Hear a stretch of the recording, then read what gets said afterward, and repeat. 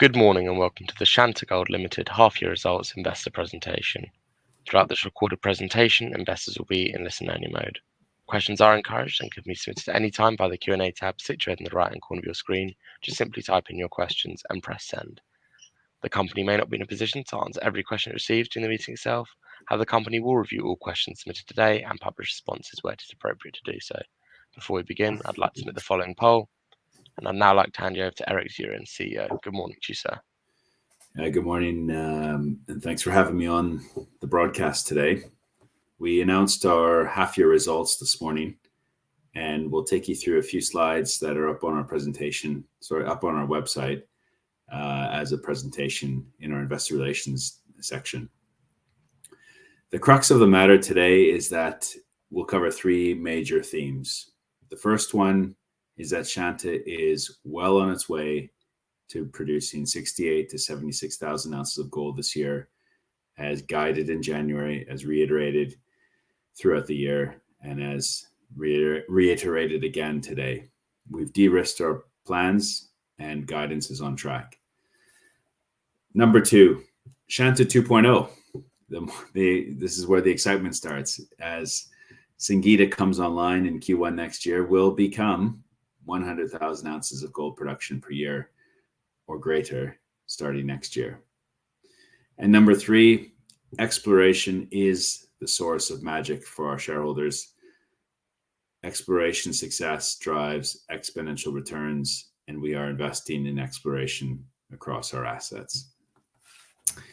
I'll start in a minute, but I'm really pleased this morning to report that performance of the company is moving from strength to strength. Q2 was better than Q1. Q3 will be better than Q2. And we're well on our way to having another successful year. Revenues and production have been materially improved quarter on quarter.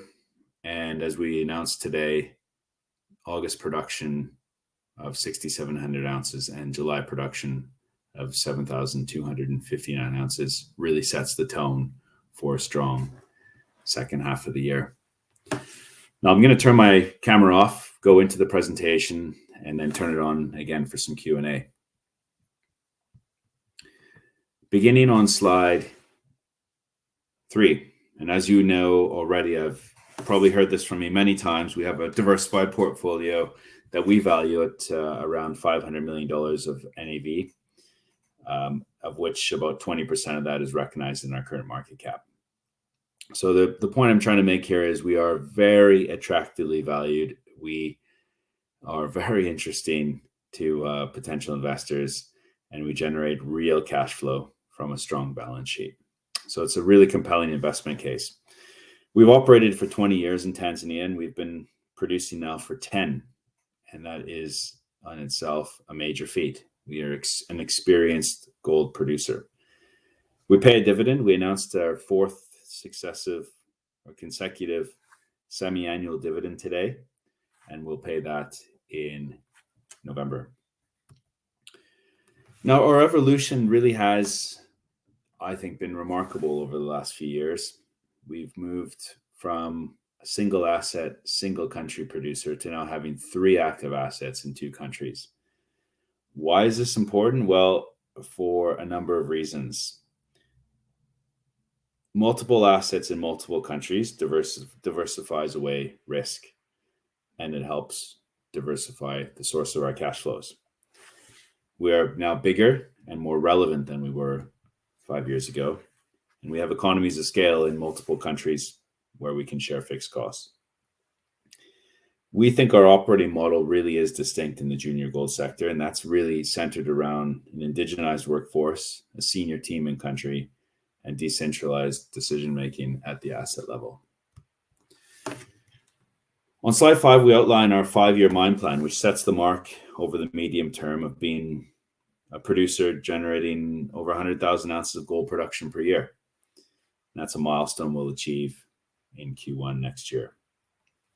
The forecast on slide 5 is based on proven and probable gold reserves from our 2 assets in Tanzania. And to put that in context, we have 650,000 ounces of reserves, and we have a total resource inventory of 3.5 million ounces.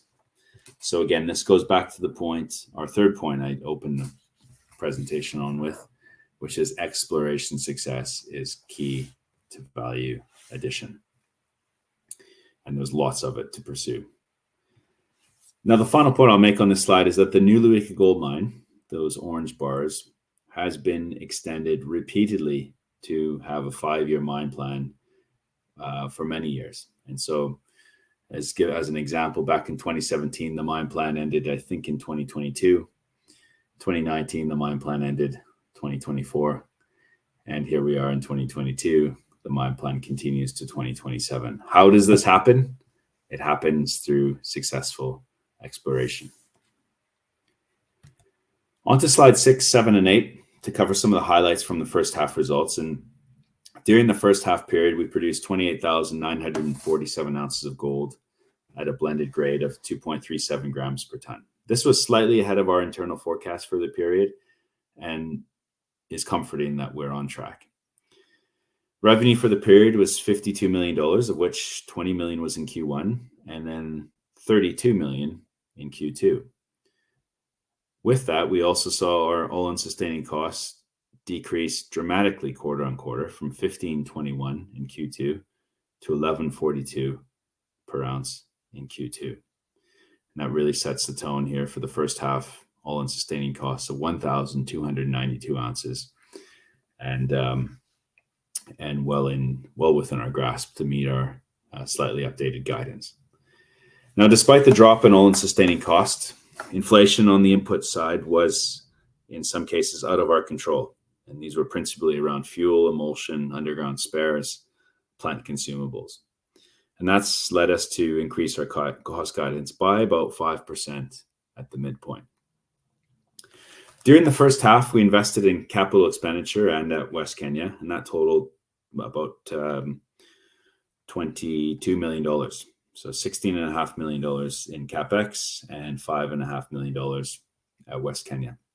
These are what I would term growth investments for the most part. CapEx included Singida of $11 million during the first half.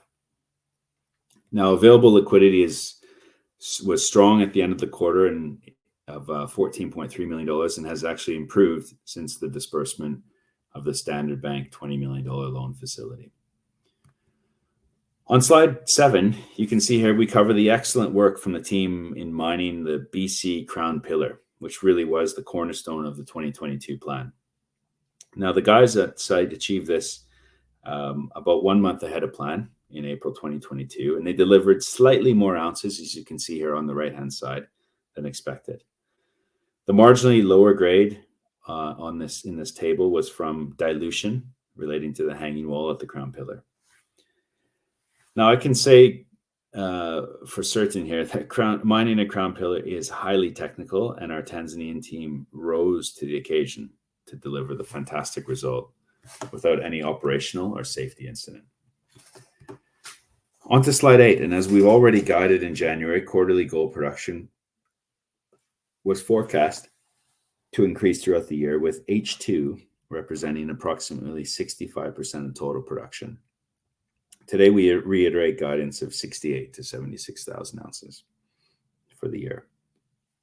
First half mining activity was excellent and totaled 443,000 tons, which is a new record for ore mined at New Luika in any single half year. Q2 was the strongest quarter ever for mined ore, and the procurement, maintenance, and mining teams at New Luika have been doing a stellar job keeping the equipment in stock, keeping it available, and utilizing it to its maximum potential. Grade improved dramatically in Q2, as you can see in this table, as we moved out of the depths of the BC underground mine and into the Crown Pillar, and then also into the Luika underground, which is now the cornerstone of the mine plan for the next few years. So far at the Luika underground, we've seen slightly wider stopes than planned, which is encouraging, but it is still early days. On to slide 9, where we've included a table outlining some of the target areas for unlocking value within our existing assets. Now, outside of tactical gains within our operations, exploration is an important source of value at Shanta.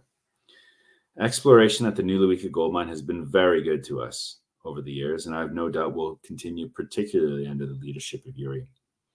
Mine life extension through reserve additions at Niluika is an excellent source of value additions because we've already invested all the money in our capital, in our infrastructure. Niluika needs more ore, and we're actively drilling to prove that so we can extend the mine plan beyond 2027. I can comment that early drilling results from the Ilunga deposit immediately adjacent, in an area immediately adjacent to the Ilunga decline, have been promising in August. At Singida, the middle column, the story is potentially even better than Niluika, and that's because the host geology is greenstone and the asset is underexplored. We will fund Singida in 2023 from cash flows at the asset. And at West Kenya, we see that as a treasure chest of potential for Shanta. During the first half, we increased our resource by 31% and added new potential mining camps, specifically the Remula camp, which the team is busy drilling. Slide 10 covers more detail on the reserve addition potential for Niluika. As you can see here, the current gold inventory is 1.1 million ounces, of which most is on our mining licenses and requires no further major approval before extraction. Following the better part of about 6 months of desktop work and external review of our drilling targets, a total of 69 holes is now planned, representing about 13,500 meters of drilling in the second half of the year. This will certainly deliver news, results, and ultimately reserve additions in our plan, which, as I said, is the third key theme of this presentation, adding reserves to our existing assets. On slides 11 and 12, construction progress at Singida is on track. And as you can see here, the pictures tell 1,000 words. Construction activity is now about 70% complete, and a number of key deliverables are planned for the balance of the year. Hot commissioning, which is where the ore is actually fed through the plant, is planned for Q1 2023. Mining of ore continues, and at the end of July, the stockpile of contained gold on the ROM pad was 7,628 ounces at Singida. And those ounces are ready to be put into the processing plant when it's commissioned. A few more pictures on Singida here.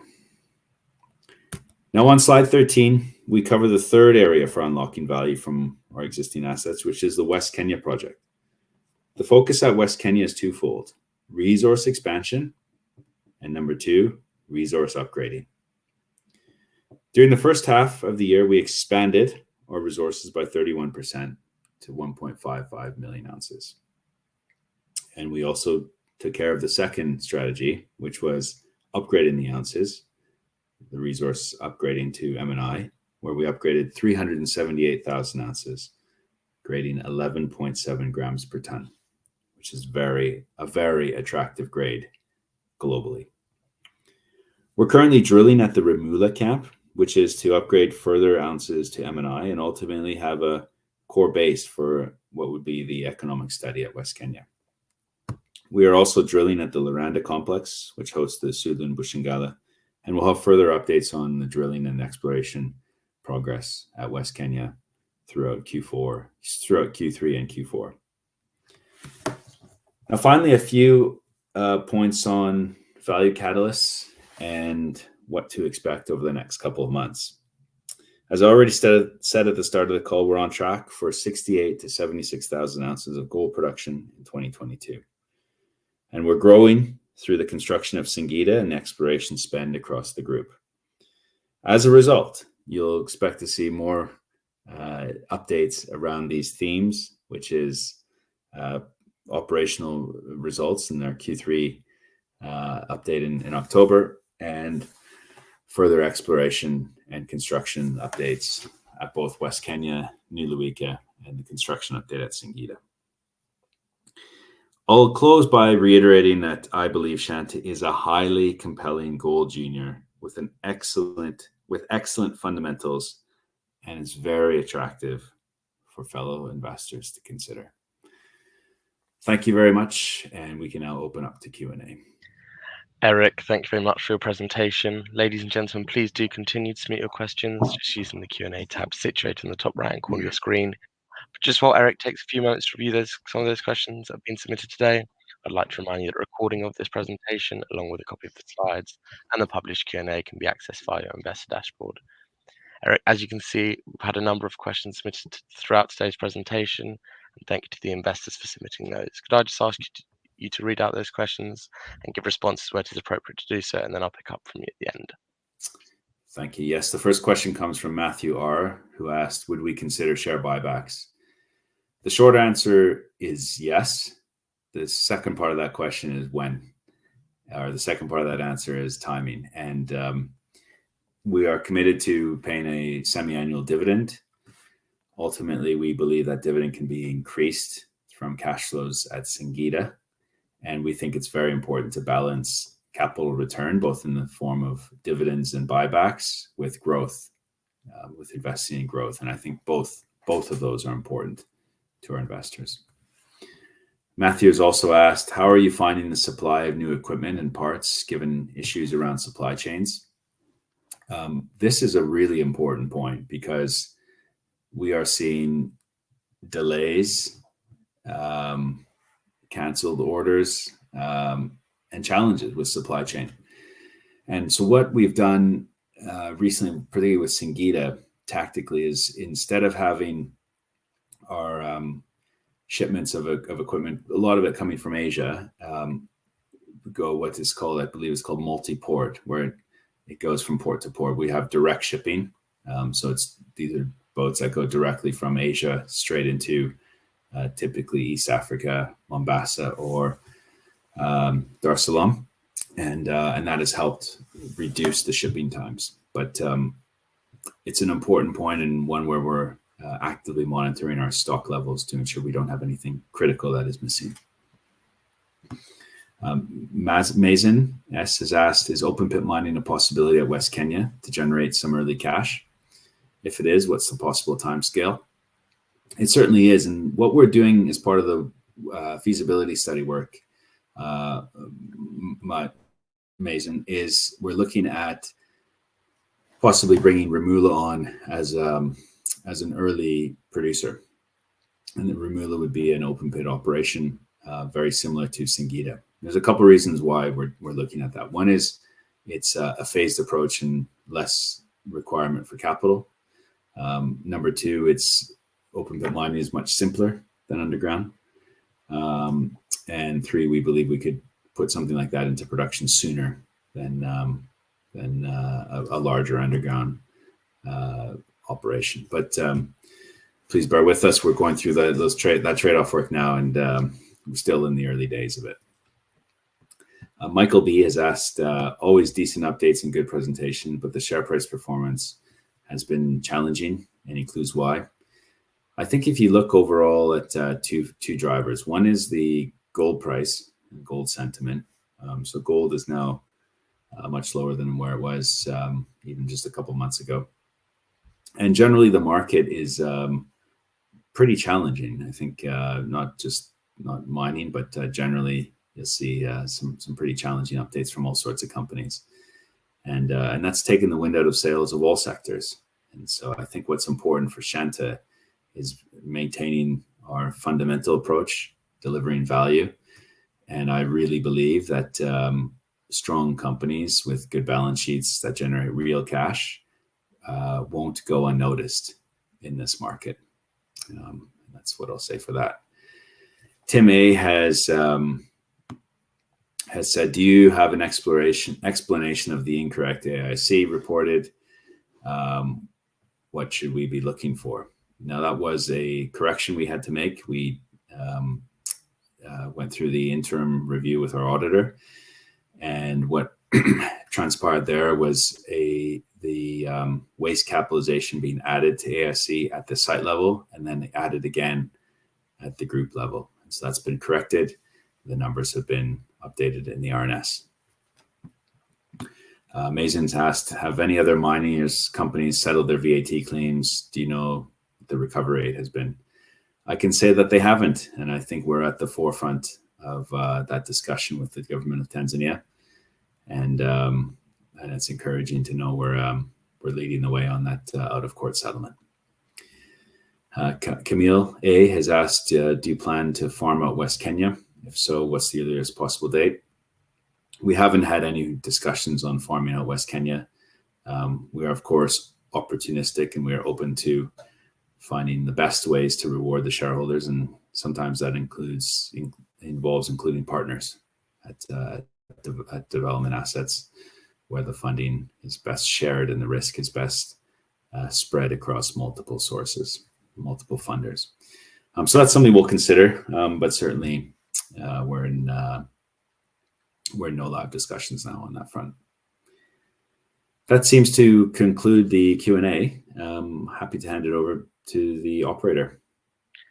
Yeah, Eric, thank you very much for that. I think you've actually managed to address all those questions from investors. And of course, the company will review all questions submitted today and will publish those responses on the Investor Meet Company platform.